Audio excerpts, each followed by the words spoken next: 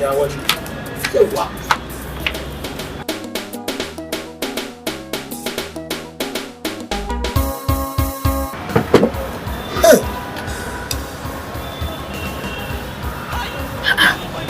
Shinkafa.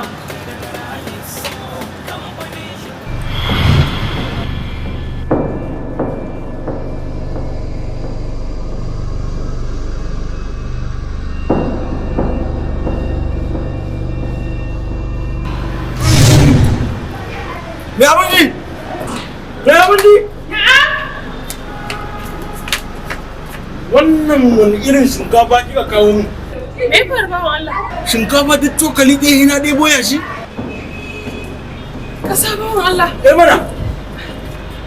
Ka saba ka ce. Shinkafan nan wallahi ba irin wankin da ban mata ba. Amma ya shi ba ka ce.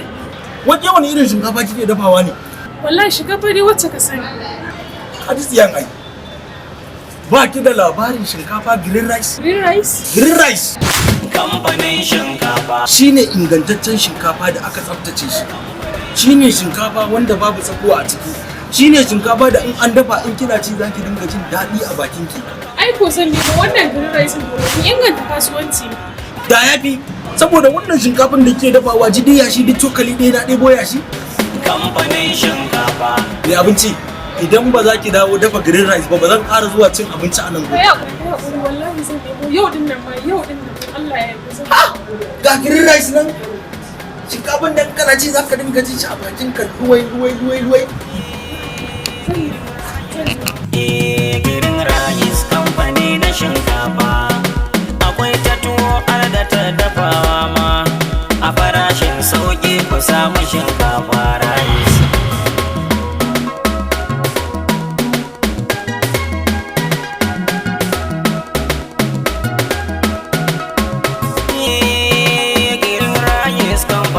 Shinkafa kuma akwai ta tuwo har da ta dafawa ma a farashin sauki ku samu shinkafa rice. Shinkafa ga ta shinkafa